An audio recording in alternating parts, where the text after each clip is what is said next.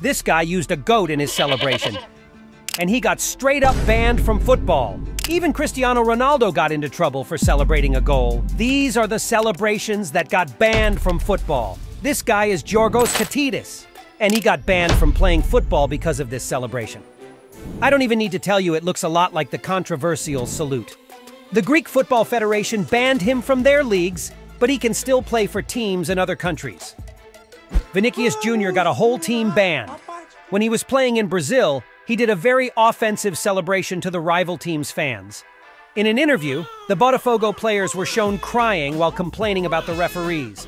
And from then on, several Flamengo players celebrated goals against that team by making that gesture. But after Vini did the celebration, Botafogo never allowed Flamengo to play in their stadium again. A Liverpool legend got a suspension because of this celebration.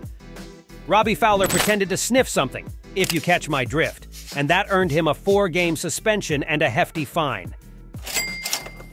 This striker assaulted an animal during his celebration. His name is Anthony Uja, and he played for FC Köln, which has a goat as their mascot. The problem is, after scoring a goal, the striker went over to the mascot and pulled the animal by its horns. He got red-carded for that. After the match, he personally apologized to the mascot. This fan got a little too carried away. While celebrating her team's goal, she accidentally took her shirt off. A fan can get away with it, but this player didn't.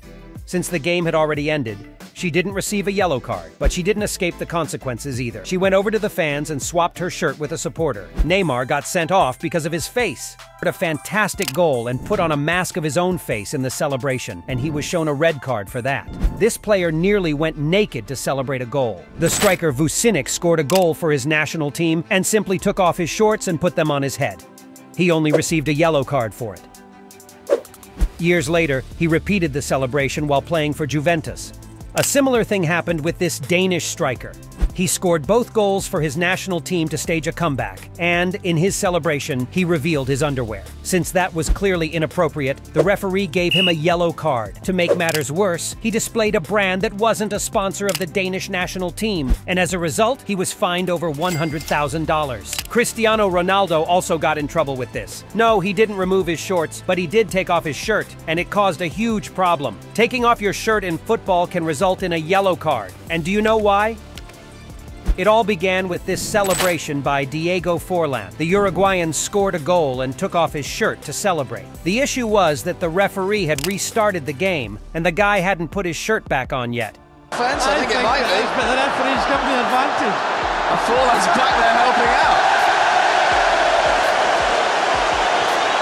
Now he's being told to put it. But he continued playing that way. Additionally, clubs were worried that players might remove their shirts right after scoring a goal to reveal a shirt from a different sponsor. FIFA decided to create the rule that taking off the shirt gets you a yellow card. Someone who got caught up in this was Mourinho. He got 2 yellow cards for celebrating a goal by removing his shirt, and he only found out about it in a news report. You know what happened next, right? It turned into a meme. Postou, você tirou a camisa, tá fora do próximo jogo, mano. Tô? Ah. Que merda, hein? But the most famous celebration of this kind happened with Mario Balotelli. After scoring a goal for Manchester City, he lifted his shirt, revealing another one underneath with the phrase, "Why always me?" as a way to protest against all the pressure he received from the media and fans. The phrase quickly went viral worldwide. Speaking of Cristiano Ronaldo, this other celebration was the bitterest revenge he ever experienced. In the Champions League quarterfinals, Juventus faced Atletico Madrid, and Diego Simeone did this celebration to taunt the rival fans. In the return match, Ronaldo scored 3 goals for a comeback and literally mimicked that celebration to get back at them, resulting in a $23,000 fine. A curious case happened with a player named Samuel Incoom, who was sent off during a substitution. He was being substituted and, as he left the field, took off his shirt. The referee had no doubt and gave him a yellow card, and since he had already received one during the match, he was sent off. Check out what Gareth Bale did. In a match against Atletico Madrid, he did this celebration, essentially telling the rival fans to measure their, well, you know what? He ended up with a 12-game suspension. Adebayor got banned for doing this. It was one of the biggest injustices in football. He had left Arsenal to play for Manchester City, and the fans of his former team taunted him throughout the entire game. So when he scored a goal, he ran the entire length of the field to retaliate, resulting in an unfair punishment of a 2-game ban and a £25,000 fine. But another striker went even further. Anelka got fired from his club because of this celebration. Although it may not seem like a big deal, it's another salute from that controversial German government. The striker received a 5-game ban and a fine of £80,000. The worst part is that he was let go from the club he played for. This player taunted a coach with this gesture. In a previous match, the opposing team's coach headbutted him after his team lost 3-1. The coach was sent off and suspended for 7 games, but the worst came in the next game. The striker who was assaulted celebrated a goal by headbutting the corner flag just to provoke. In the MLS, a player did this celebration simulating an act. Well, you know, and he ended up with a yellow card. Not long after, an NFL player decided to imitate the celebration and was fined $6,000. This player stole the referee's spray to celebrate. Teo Gutierrez took the spray and tried to draw something on the ground, which didn't work out well and got him a yellow card. This player was only discovered months later. He played for a team competing in the Asian Champions League and always celebrated his goals in this championship by making a kind of mask. It was only after several games that the fans realized he was mocking Asians with slanted eyes.